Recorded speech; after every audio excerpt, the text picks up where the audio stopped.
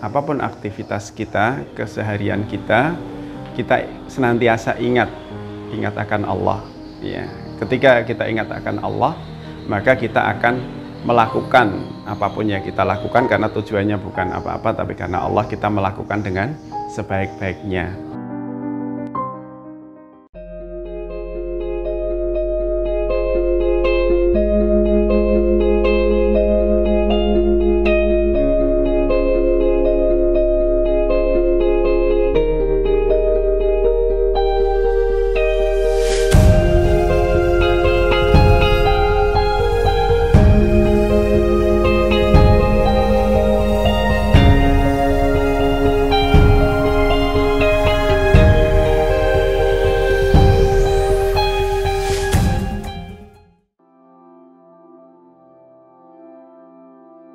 Bukan hanya di negeri dongeng saja, kisah mengenai sosok yang tulus berkiprah tanpa dikenal banyak orang.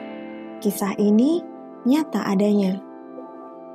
Memiliki anak seorang hafid yang mungkin adalah cita-cita setiap orang tua. Salah satu jalan untuk meraihnya adalah dengan memasukkan Ananda ke sekolah tahfidz yang mampu menanamkan Quran, bukan sekedar memberikan target hafalan. Ketika kita melewati Jalan Semarang Solo, di daerah Ampel Boyolali, kita akan menemukan sebuah pondok tahfidz dengan nuansa yang menyenangkan dan mudah dijangkau. Nama pondok tersebut adalah PPTQ Abi Umi. Pendiri pondok tersebut bernama Abi Ki atau Abi Sugianto, berlatar belakang seorang kontraktor yang telah memiliki perusahaan yang bergerak di bidang pembangunan gedung, membuat gedung-gedung di pondok tersebut sangat nyaman dan tertata. Apalagi suasana yang diciptakan seolah menghadirkan Abi dan Umi di pondok tersebut.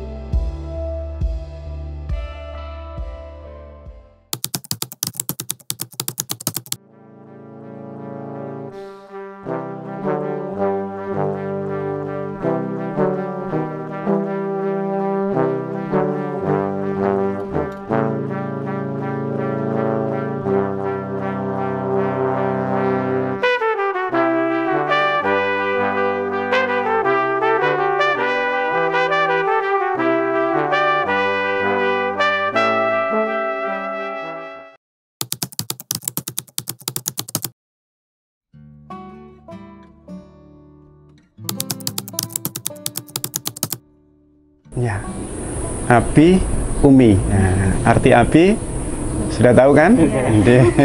Umi juga sudah tahu. Jadi kita ingin ya anak-anak yang di sini ini terasa bersama dengan Abi dan Uminya. Jadi kita ingin memperhatikan secara keseluruhan anak-anak kami, mendidik anak-anak kami ya sebagaimana anak-anak kami sendiri. Nah, itu harapan kami. Ya. Makanya tadi semuanya kita siapkan, kita tata dengan detail, termasuk dari makanannya, dari nanti tempat bermainnya, nanti kedepannya tempat olahraga ketika kita sudah punya fasilitas itu, kita berikan yang terbaik sebagaimana kita memberikan kepada anak-anak kami sendiri, dan juga sebagaimana harapan kami adalah mereka menganggap kami yang ada di pondok ini adalah sebagai Abi dan Uminya, begitu.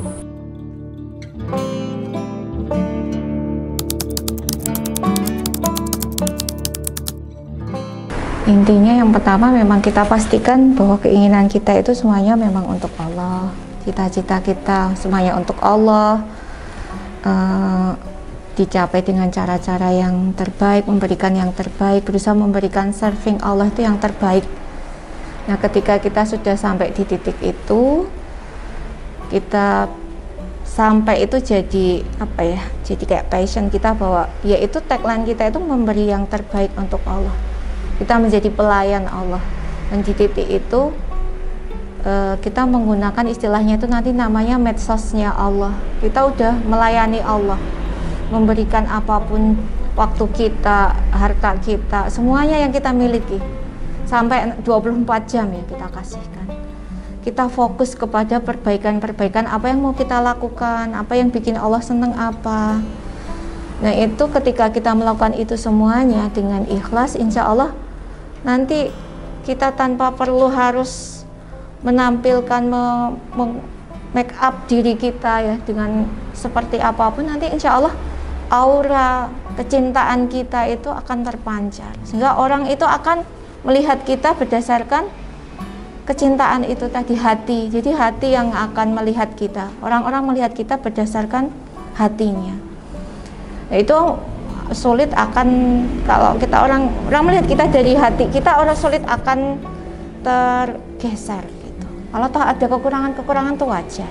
Tapi ketika hati sudah berbicara maka sudah selesai, rasanya sudah percaya gitu, kita kepercayaan. Jadi memberikan kepercayaan kepada orang dengan cara kita melayani Allah dulu, memberikan yang terbaik untuk Allah. Baru nanti Allah yang akan menggerakkan hati-hati orang itu untuk mencintai kita. Itu namanya medsosnya Allah seperti itu. Kita raih yang punya hati, baru nanti orang-orang yang akan tergerak kepada kita. Tapi itu akan dilakukan ketika tadi semua sudah totalitas kita berikan untuk Allah. Kalau belum ya jangan ngomong medsosnya Allah gitu.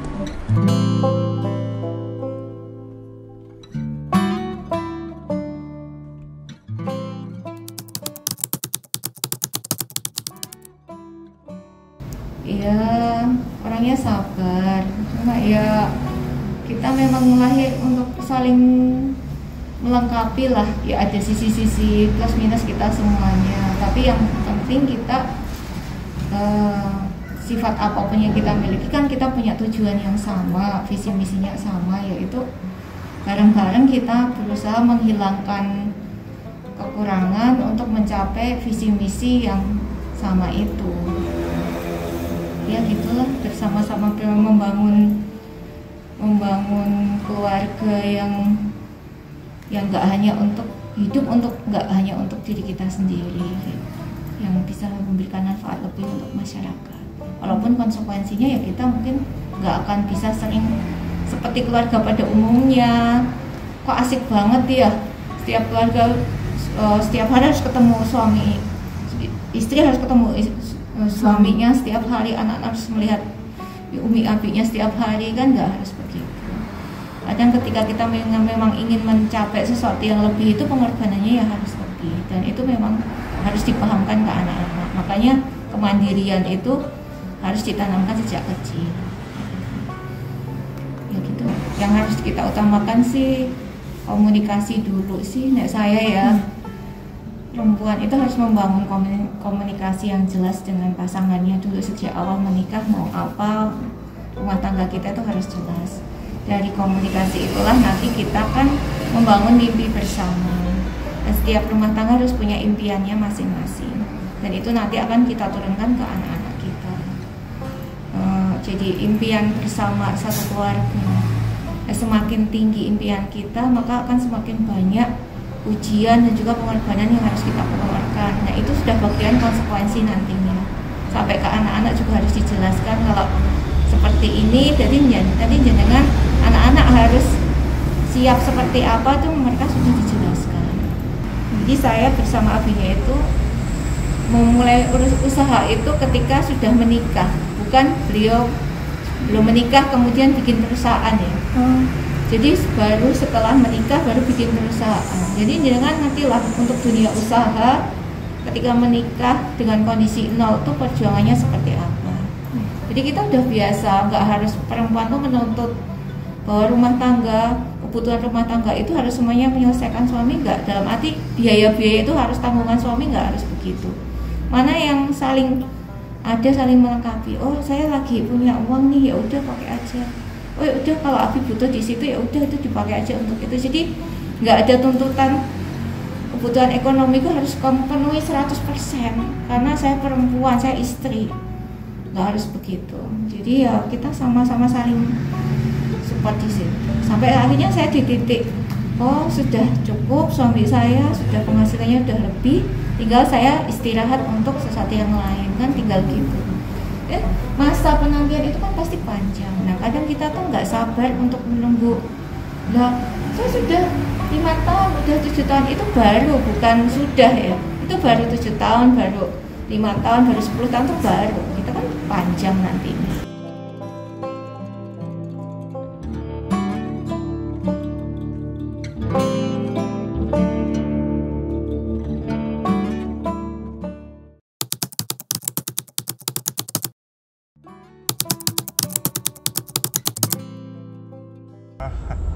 Ya waktu kecil sih citanya jadi ini, waktu kecil kali ya, waktu masih SD jadi pedagang. Terus makin besar kayaknya ini enggak ya berjalan aja lah. Sampai enggak ada, udah sampai SMA. Terus kuliah di teknik sipil. Nah, setelah keluar memang sengaja pengen jadi di wira swasta gitu. Sengaja bikin wirausaha sendirilah, karena saya dari teknik sipil ya di kontraktor itu. Orang tuanya juga usaha? Bukan. Oh, bukan. Jadi orang tua saya itu pegawai pabrik gula. Jadi ya bukan pegawai yang posisi tinggi, bukan. Karena bapak saya kan lulusan SD. Sementara anaknya itu 5. Iya, sawah nggak punya. Cuman orang tua saya sejak kecil saya itu disewakan sawah untuk yang mengelola anak-anak. Jadi bapak saya kerja di pabrik, kemudian anak-anak itulah yang mengelola sawah sendiri. Jadi waktu SD, kemudian SMP, SMA, terutama ketika SMP, SMA, itu sebelum berangkat sekolah jam berapa? Ya sekitar jam 2:30, jam 3 itu udah bangun, harus ke sawah dulu. Jadi dulu itu kan sering nanemnya itu bawang merah ya. Kalau bawang merah itu kan pagi harus disiram. Sebelum subuh.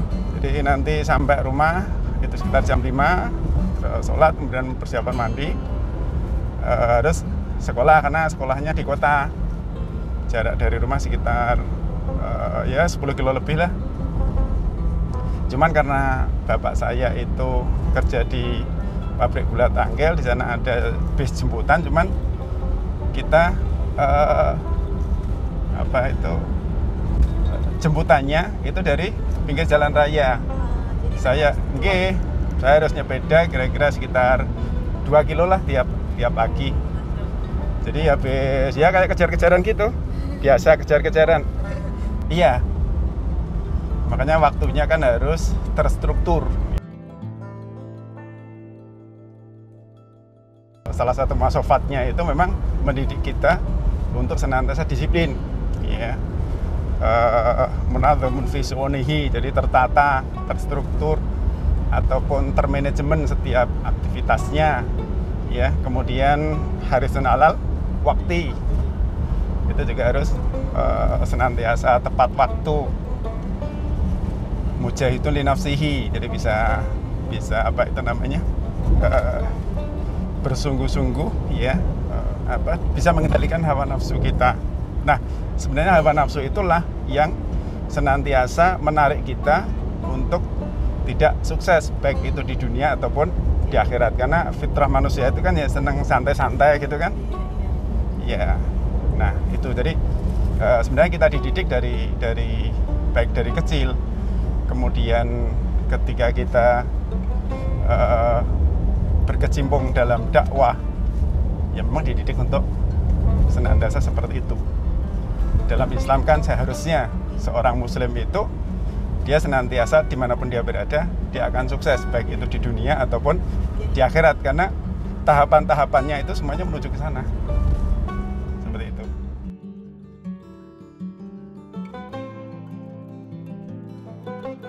Ya. Kenapa kita harus berorganisasi? Karena dalam setiap kehidupan, apapun aktivitas kita butuh sebuah manajerial. Dan manajerial itu tidak ada pelajarannya di sekolah, itu secara praktek lah ya. Ya. Tapi dari yang terbaik adalah dari pengalaman-pengalaman yang kita lalui. Jadi itu.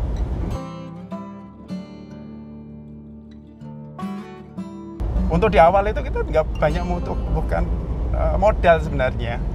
Yang kita perlukan adalah pengalaman dan kemauan, itu di awal itu. Karena apapun usaha kita di 1-2 tahun atau sampai 5 tahun pertama itu, ya, itu adalah masa-masa kita, ya, untuk belajar, gitu loh, ya. Nanti kita akan banyak pengalaman dari sana, ya, mulai pengalaman bagaimana kita merencanakan usaha kita, ataupun mungkin halangan-halangan atau rintangan, misalnya diapusi uang, diapusi orang, itu biasa itu loh. Itu mesti ada dalam. Pernah, Pak? Ya, semua orang yang pernah sukses itu pasti melalui fase itu. Ya, tinggal kita. Makanya ketika kita mendapatkan fase itu di awal, ketika modal kita masih sedikit, usaha kita masih kecil, gitu kan? Kita bangun lagi itu lebih mudah daripada ketika fase itu kita dapatkan ketika kita sudah besar. Nah, akhirnya kan susah untuk bangun lagi, gitu loh. Kalau ikatan kita dengan Allah, gitu kan, itu kuat, keyakinan kita dengan Allah kuat, ya, insya Allah ibadah itu bukan suatu beban, gitu loh. Justru ibadah itu sesuatu yang suatu kebutuhan bagi kita. Sehingga kadang ketika misalnya ya kita sholat atau ibadah, ya misalnya kita telat, itu kayak ketika kita lapar belum makan gitu. Jadi sesuatu yang ada perasaan inilah, perasaan apa ya? Ya, perasaan butuh. Jadi itu. Ya, senantiasa kita ini ingatkanlah bahwa Abi, Umi, itu cuma bisa mengarahkan, tapi kesuksesan, keberhasilan itu tergantung dari anak-anak semuanya, seperti itu. Ya, dari panjenengan semua, dari kalian semua, gitu kan. Kalau yang penting apa? Yang penting salah satu kunci keberhasilan itu bukan pinter itu menunjang, gitu loh. Ya, misalnya IQ itu menunjang, gitu kan. Tapi yang paling utama itu adalah kedisiplinan, ya, tanggung jawab dan sregep. Sregep itu apa? Bahasa rajin, ya, betul, rajin. Kerajinan itulah yang apa namanya? Yang membedakan kita, gitu. Ya.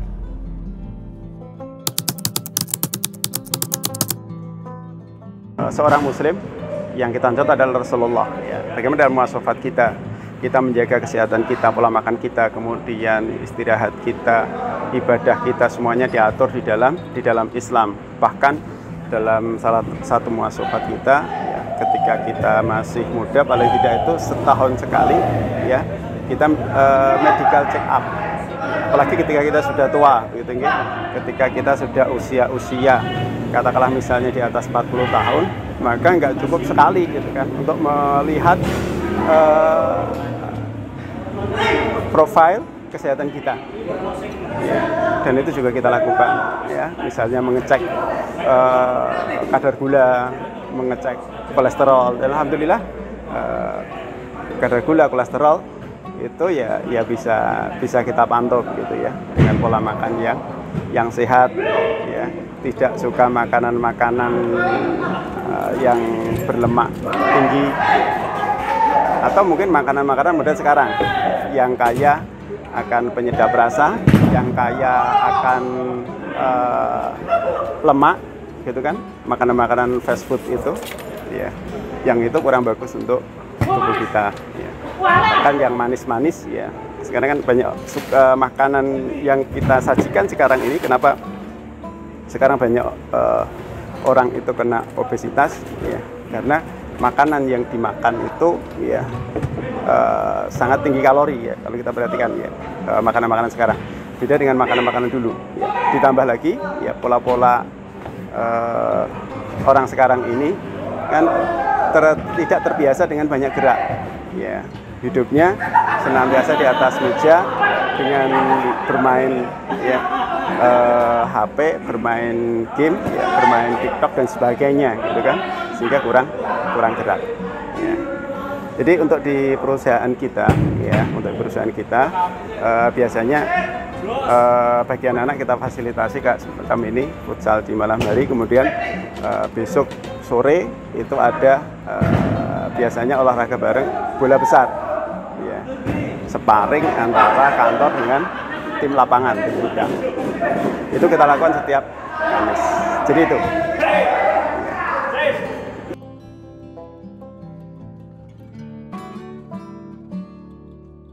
Kalau di kita, kalau ada personel yang perutnya buncit, itu dibully setiap hari. Iya. Ya paling tidak kita tidak mentargetkan bisa six pack lah, kalau itu kan profesional begitu ya. Ya paling tidak tidak kelihatan ya secara kasat mata gitu loh. Ya. Karena ini adalah olahraga tim. Jadi kita bisa melihat ya karakter seseorang itu dari sepak bola. Ya.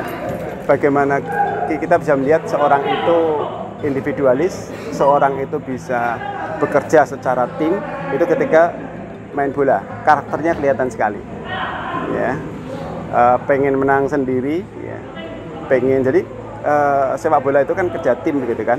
Ketika kita bisa mengegolkan itu bukan cuma kerja striker, tapi itu adalah mulai dari kiper, back, ya, kemudian gelandang, ya, dan striker. Jadi ketika ada satu saja, gitu ya, yang bermain individualis, gitu, ya, biasanya akan berpengaruh kepada seluruh tim, ya, itu. Jadi misalnya seperti ini. Kita bisa membaca karakter seseorang ketika nanti di tim dalam sebuah perusahaan itu dari cara bermain futsal, itu bisa. Gitu. Mana orang yang gigih, mana orang yang cepat menyerah, mana mentalnya yang ancur-ancuran dan itu. Itu bisa kita lihat dari cara bermain futsal atau sepak bola. Bukan orang-orang yang pintar futsal gitu loh, tapi secara tim bisa mengimbangi teman-teman kita yang memang terbiasa dengan main bola, jadi mereka ya lebih profesional daripada kita lah gitu.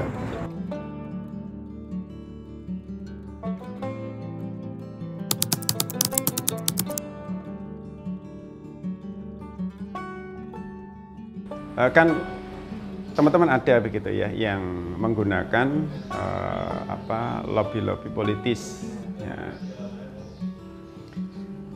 Biasanya ketika mereka seperti itu ya mereka nyaman di situ. Tapi kalau kami enggak, kami pengen mengedepankan profesionalisme begitu ya, sehingga pergantian perpolitikan itu mudah-mudahan tidak berpengaruh bagi kami, karena kita tidak menyentuh di sisi-sisi itu. Ya. Ketika kita mengerjakan, biasanya harapan mereka kita bisa masuk kembali. Alhamdulillah seperti itu. Ya. Cuman kadang karena kita sekarang sudah ya kita kan membatasi ya, ketika target proyek kita sudah terpenuhi, kita kan tidak mungkin lagi memaksakan ya untuk tambah omset lagi, karena apa? Itu nanti akan berpengaruh kepada kualitas kita. Akhirnya ketika kita dalam bahasa Jawanya kemaruk gitu kan, sementara itu tidak dalam kapasitas kita mengerjakan, kita tidak mampu mengerjakan tapi kita paksakan, hasilnya jelek, nah itu kan juga merusak nama baik kita gitu. Ya, kita hidup ini kan bukan sekedar ya untuk bersenang-senang di dunia, tapi mencari ya keberkahan dari Allah ya, mencari rahmatnya Allah, sehingga apapun aktivitas kita, keseharian kita senantiasa ingat akan Allah ya. Ketika kita ingat akan Allah, maka kita akan melakukan apapun yang kita lakukan karena tujuannya bukan apa-apa, tapi karena Allah, kita melakukan dengan sebaik-baiknya, melakukan yang terbaik ya. Sehingga ketika kadang kita lupa ya, kita kembali ingat kepada kepada Allah, ya. Kemudian ya bagi ini ya, mungkin kaum muda ataupun apa yang belum menikah begitu kan, atau yang sudah menikah, ya, kadang kesuksesan ketika kita melihat kesuksesan seseorang, ya, kadang kita kan melihat endingnya saja, melihat apa yang dilihat kondisi sekarang ini begitu, tanpa mau melihat kondisi bagaimana cara membangunnya. Itulah yang sangat penting begitu ya. Bagaimanapun ya, seorang keluarga ya, terutama untuk seorang istri ya, sangat penting sekali bagi kesuksesan kita.